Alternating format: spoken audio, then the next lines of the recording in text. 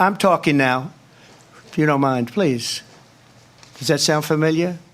I have to say, all this talk about the mute button and how the candidates were going to be muted when it wasn't their turn to talk and they were going to use them. Like, where was the mute button? President Trump, we have to move on. President Trump.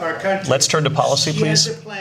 Trump was just driving straight through that mute button. The lax rules on the mute button seemed to work against Trump in a way that his campaign very much believed that it would. Well, he seemed to be enjoying it. It's the very fine line between what Trump and his mouth want and what his campaign advisors advise him to do. A very tricky line indeed.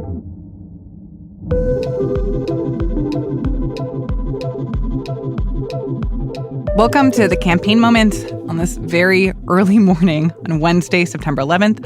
I'm Martine Powers, co-host of Post Reports. And I'm Aaron Blake, senior political reporter and author of the Campaign Moment newsletter. All right, so we just finished the first debate between Kamala Harris and Donald Trump. It was Tuesday night in Philadelphia. And we're going to be going over a lot of the biggest moments from this debate and also talking a little bit about what they could mean for the campaign ahead. And Aaron, before we dive into all that, I do want to take a moment to just set the stakes here and why this debate was so momentous. This is likely going to be the only debate that we'll see between Kamala Harris and Donald Trump. It was actually the first time that these two candidates had ever met in person, which made for a very interesting moment at the beginning when they first came out on the stage. And Harris basically went over to Trump and stuck out her hand and introduced herself. Kamala Harris, let's have a good debate. Nice to see you. Have fun. Thank you. It was just like, wow, you're right. These people have never met each other before. And of course, this was a debate that really focused on Harris and her efforts to define herself to the American people because she is lesser known of the two candidates. So, Aaron, my first question is, did Harris achieve that, defining herself to the American people? I think in certain ways she did. As far as like introducing Harris to voters who are just learning about her, she went through her policies towards the top of the debate. She brought it back at the end. But the middle part of the debate was overwhelmingly focused on Trump in a way that I think the Harris campaign really likes and the Trump campaign probably doesn't like because it was just so focused on Trump's own vulnerabilities and she really seemed to kind of have the upper hand on that. Yeah, one of the things that we talked about recently in anticipating this debate and how Harris was going to perform was this going to be an opportunity for prosecutor Harris to come out, for her to put those tough questions to Trump? And I think not only did it come out, but I think that, at least it felt to me, that those were often the strongest moments for her in this debate. Donald Trump was fired by 81 million people. So let's be clear about that. And clearly he is having a very difficult time processing that. But we cannot afford to have a president of the United States who attempts, as he did in the past, to upend the will of the voters in a free and fair election. What we saw in her performance was she hit just about everything that her campaign probably would have wanted her to, Project 2025. What you're going to hear tonight is a detailed and dangerous plan called Project 2025 that the former president intends on implementing if he were elected again. January 6th. I was at the Capitol on January 6th. Trump's comments about dictators. He admires dictators, wants to be a dictator on day one, according to himself. She kind of ticked all the boxes of things that her campaign would have want to reintroduce voters to. And that's significant because Donald Trump has become more popular since he's left office. The memories of January 6th have faded to some degree. The memories of his presidency have faded, and he's perhaps looked better relative to the last 3.5 years of the Biden administration. And she was kind of versed and prepared in a way that people around Donald Trump wished he were for this debate. Yeah, let's talk a little bit about his performance because, as we talked about before, one of the big questions going into this debate for him was this question of self-control. Could he deliver a disciplined, focused message? And could he resist the temptation to lash out or to let Harris get under his skin? Do you think that he was successful at that? Well, for the most part, he wasn't, attacking her personally as dumb and things like that, or her race. Trump had some off-color comments about her race a while back, and that only came up when it was brought up by the debate moderators. And he went into some detail. He did double down on them when it was brought up. He did double down on it. Let's listen to that tape. Mr. President, you recently said of Vice President Harris, quote, "I didn't know she was black until a number of years ago when she happened to turn black, and now she wants to be known as black." I want to ask a bigger picture question here tonight. Why do you believe it's appropriate to weigh in on the racial identity of your opponent? I don't, and I don't care. I don't care what she is. I don't care. You make a big deal out of something, I couldn't care less. Whatever she wants to be is okay with me. But those were your words, so I'm I asking. don't know. I mean, all I can say is I read where she was not black, that she put out, and I'll say that. And then I read that she was black. He was also so defensive the entire time. He was talking about his own liabilities, the things that Americans didn't find appealing in him. And often he would kind of try and get the time back to keep talking about these things. The moderators would try to move on, and he would just keep going after it in a really defensive posture. And moments when you could see almost a trap being laid by Harris or her saying something that you could feel was intended to kind of poke the bear, and then him essentially taking the bait.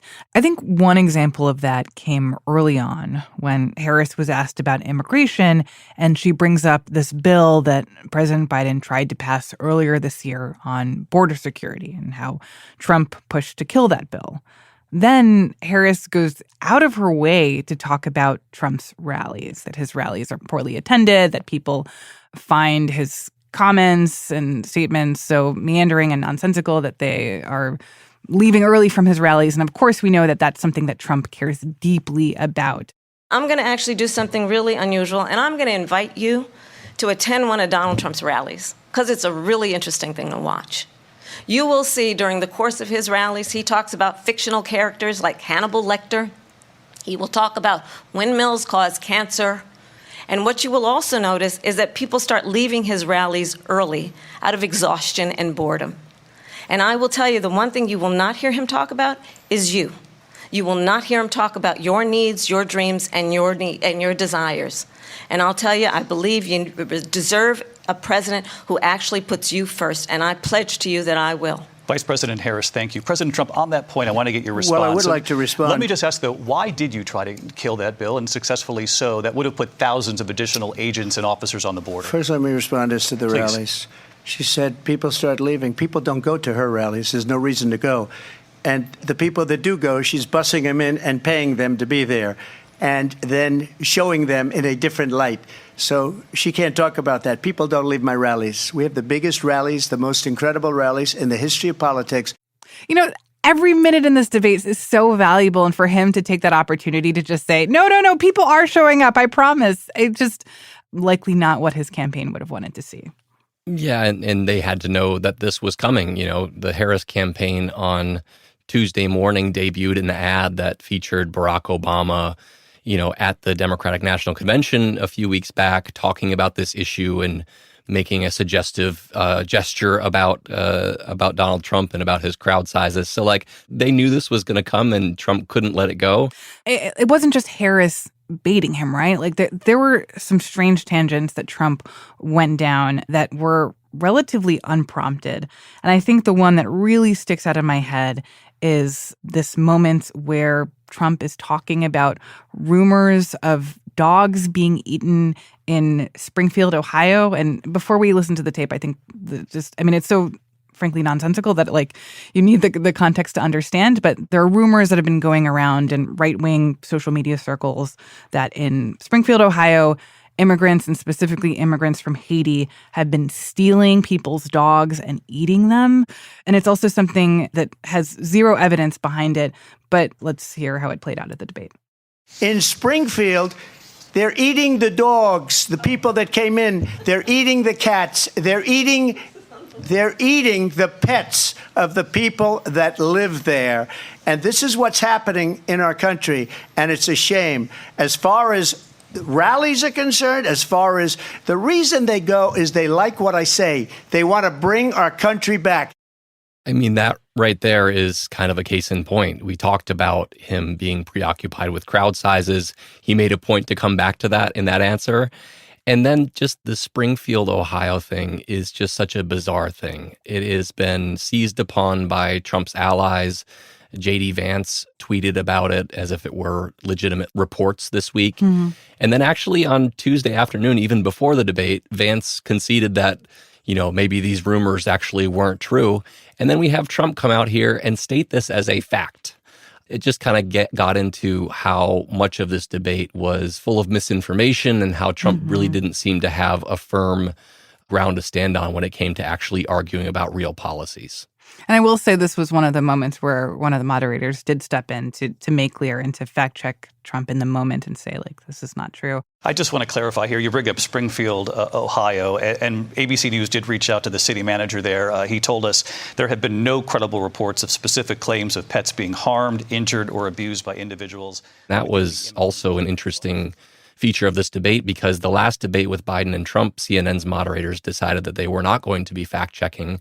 And at several junctures in this debate, we saw them insert themselves into this and say, Trump says, violent migrant crime is on the rise, or violent crime is rising. That's not actually the case. The claim about Springfield, Illinois is not actually the case. Democrats wanting to execute babies after birth is not something that's legal in any state. These are legitimate fact checks, but it's not something that we saw in the last debate. And that really, I think, worked against Trump. I think that we could spend a lot of time in this conversation just going through point by point some of the falsehoods that Trump did bring up and things that needed to be fact-checked in the moment. Of course, his comments about the rise in crime, which is not true. And we had a whole post-reports episode about that this week, the fact that violent crime in this country is actually down from 2020 nationally, and it's not up. But one piece of fact-checking that I do want to come back to that you just mentioned is this claim about the execution of babies. And just for context here, so people understand, this is when Trump was being asked by the moderators about his stance on abortion. And the idea was brought up that Trump had flip-flopped on abortion several times in different ways over the years. And in the context of him answering one of these questions about abortion, he brings up this claim that he has said before. He said it in the debate between him and President Biden earlier this summer, which is that babies are being executed in liberal states, which is not true at all. He says that this is happening in Virginia. Let's hear one of the moments where that came up. But the governor before, he said the baby will be born and we will decide what to do with the baby. In other words, we'll execute the baby. And that's why I did that, because that predominates, because they're radical. The Democrats are radical in that. And her vice presidential pick, which I think was a horrible pick, by the way, for our country, because he is really out of it. But her vice presidential pick says abortion in the 9th month is absolutely fine. Considering how critical an issue abortion is in this election and how much a lot of the results in November will hang on women voters, how they feel about Trump. Aaron, I'm curious what you made of this moment and whether or not this is going to be a real factor in women who might have considered voting for Trump being this is not who makes sense for me and my rights, or is thinking about abortion, or what do you make of it? Yeah, I thought that Harris spoke to these issues in ways that Biden simply couldn't and hasn't been able to over the course of his political career. She got real kind of seemingly emotional about these things. She talked about the Trump abortion bans and what red states are doing by, banning abortion, in some cases not allowing exceptions for rape and incest. She talked about, what happens when 12 and 13-year-old girls are raped and have, confronting these situations. And to your point, when Harris talked about this, not only did she talk about this in terms of rights and women's agency over their own bodies, but also in terms of healthcare. And then there was also the example of her talking about women who are pregnant, who want to have children, who are excited and enthusiastic about their pregnancies, and for health reasons, they have a miscarriage. They need emergency care that they cannot get. And let's listen to a little bit of Harris talking about that. The government, and Donald Trump certainly, should not be telling a woman what to do with her body. I have talked with women around our country. You want to talk about this is what people wanted? Pregnant women who want to carry a pregnancy to term, suffering from a miscarriage, being denied care in an emergency room because the healthcare providers are afraid they might go to jail, and she's bleeding out in a car in the parking lot. She didn't want that. Her husband didn't want that. The amount of time that was spent on this issue and Harris's ability to prosecute the case, I think, is really significant, because this is an issue that has cut so strongly against the Republican Party pretty much ever since Roe v. Wade was overturned in 2022. We're actually seeing that states where they are holding ballot initiatives to enshrine abortion rights into their state constitution, these are polling better than they have in any other previous states that have held such measures. Like, I think that gets at how this is such a problematic issue for Republicans. And basically all Trump has offered on this is pointing to those things we talked about. And then other than that, saying, well, I'm just leaving it to the states, and kind of trying to leave it at that, which it just shows how troubling this issue is for the Republican Party. And it got a very significant airing on Tuesday night. Okay, so let's take a quick break. And then coming up, we will have more on this debate. And we're going to unpack some late-breaking news from right after the end of the debate about an endorsement from a very well-known childless cat lady. We're going to dig into that. We'll be right back.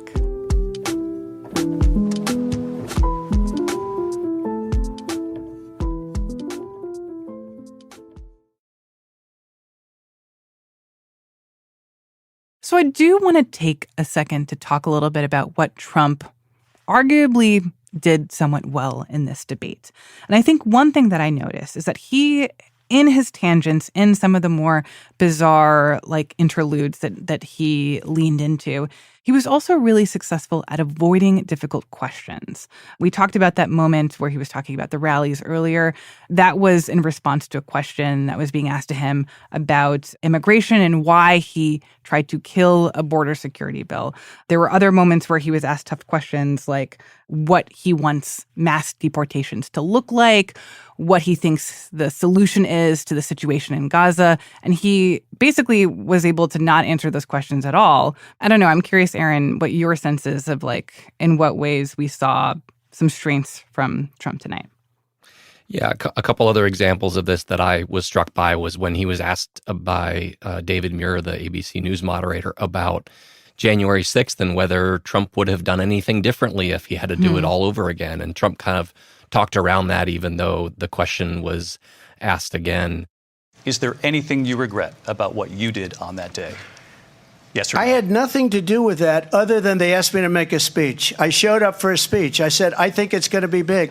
I went to Nancy Pelosi and the mayor of Washington, D.C., and the mayor put it back in writing, as you know. I said, this is going to be a very big rally or whatever you want to call it. And again, it wasn't done by me. It was done by others. I said, I'd like to give you 10,000 National Guard or soldiers. They rejected me. Nancy Pelosi rejected me. It was just 2 weeks ago. Trump was asked what his plan on health care would be. Before it was all about repeal Obamacare. As president, he repeatedly kind of pushed off putting forward his own health care plan. So just a yes or no, you still do not have a plan? I have concepts of a plan. I'm not president right now. And I think I have a concept of a plan is maybe a phrase that will haunt him going forward, or I was already seeing people latch on to as a example of his vagueness. Yeah, and also, he made a comment about being a really significant figure for fertilization when he was talking about IVF. So that's another one of those that's going to kind of be memeified, I'm sure. A leader on fertilization, I think was the phrase. I've been a leader on it. They know that, and everybody else knows it. I have been a leader on fertilization, IVF. He did correct himself soon to say IVF, we should add. Yeah, I mean, I would say Harris also avoided directly answering some of the questions, specifically when it came to what her restrictions on abortion would be, how she differs from Biden's immigration policy. She kind of just went and talked about the Senate immigration bill, which, of course, Biden also supported. So there was plenty of this kind of avoiding the question to go around, and the format kind of allowed for that.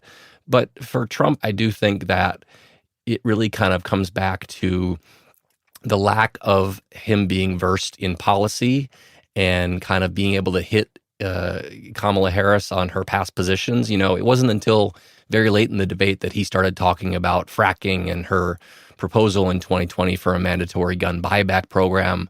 Like, these are things that have been there for him since she got in the race, and he hasn't been able to kind of deliver a very policy-focused attack on her. He's not comfortable doing it, it seems. Instead, he talks more broadly about the size of, undocumented immigrants in the country and migrant crime and things like that. He just can't kind of get her on specifics in a way that I think was really called for in a debate where she's being introduced to voters. One last point that Harris raised that I wanted to ask you about is Harris talking about Trump as a convicted felon. And of course, one of the things that made the case for why Harris would be a good replacement for Biden in this race was the fact that she was a prosecutor. She would be going up against someone who now has a criminal conviction, and that she would be able to talk about that in a certain experienced way that might stick or land with voters. Let's hear how Harris talked about Trump's convictions. Well, I think this is so rich. Coming from someone who has been prosecuted for national security crimes, economic crimes, election interference, has been found liable for sexual assault, and his next big court appearance is in November at his own criminal sentencing. Aaron, do you think that Americans who watched this debate heard that and were persuaded by that argument from Harris that, like, this guy is a criminal and that you shouldn't vote for him for that reason? Yeah, it was interesting that she brought up some of the other things that he hasn't been convicted for yet before she mentioned the Manhattan conviction. Certainly the Manhattan conviction is considered the least serious of the criminal charges against Trump. And I haven't seen Democrats kind of, they've been a little uneasy about how much to play this up.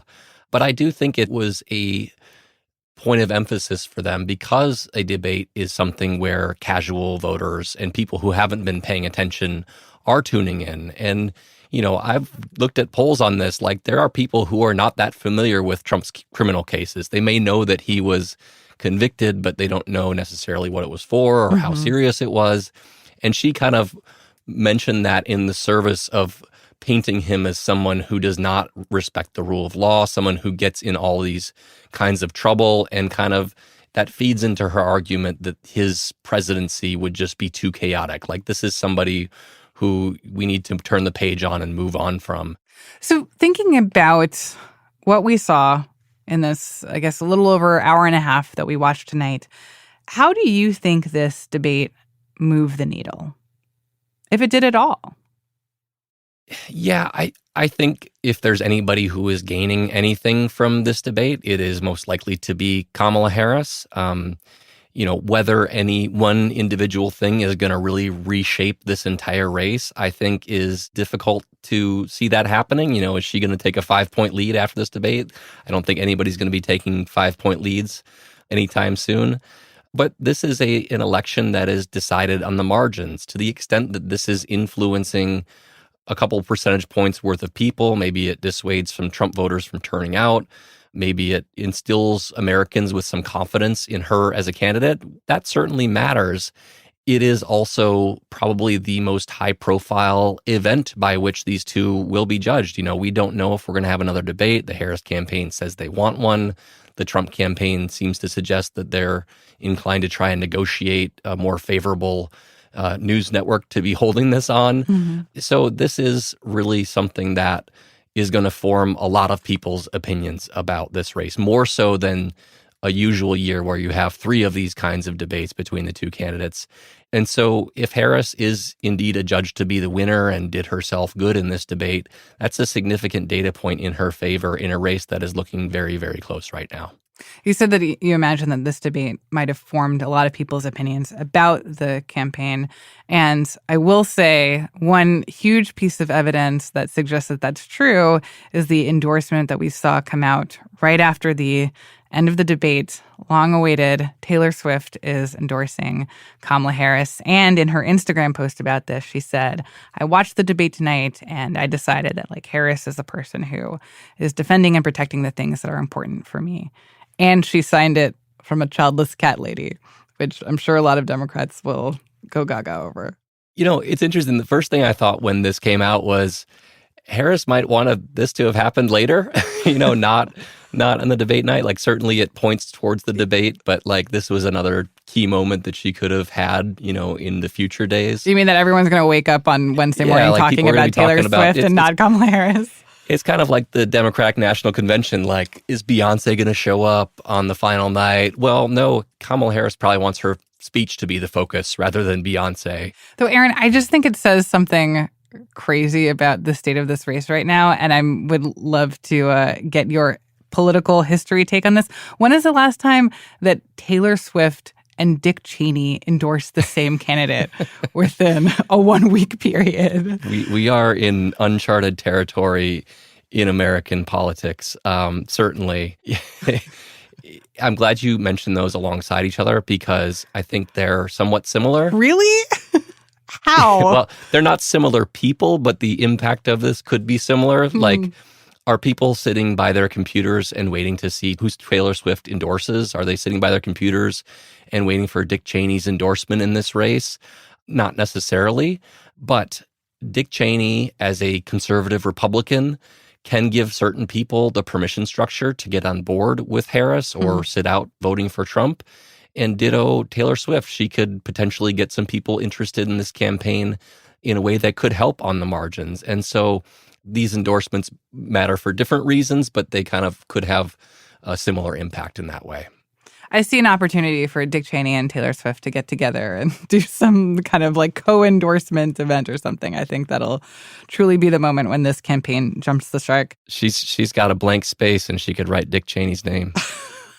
Wow, a good reference. I've got a daughter. Come You've on. listened to a few songs. Okay. Aaron, it is late, and I think both you and I need to go to sleep soon, so we're going to wrap it here. But thank you so much for taking the time to have this conversation. Thank you, and make sure that you're all subscribing to the Campaign Moment newsletter, of course. Absolutely. And you can find a link to the Campaign Moment newsletter in our show notes and at postreports.com. That's it for tonight's overnight episode of The Campaign Moment. If you're tuning in via Post Reports, The Campaign Moment will not be in your feeds until next week. If you want to hear the Friday episode that we have planned, you're going to have to listen to that exclusively over at the Campaign Moment show feed itself. So if you're not yet subscribed to The Campaign Moment, go into your podcast app right now, look for The Campaign Moment, follow it, and listen out for Friday's episode because you're not going to want to miss it. Today's episode was produced and mixed by Ted Muldoon and Laura Benshoff. It was edited by Lucy Perkins and Mary Jo Murphy. I'm Martine Powers. And I'm Aaron Blake. Aaron, see you next time. Bye, Martine.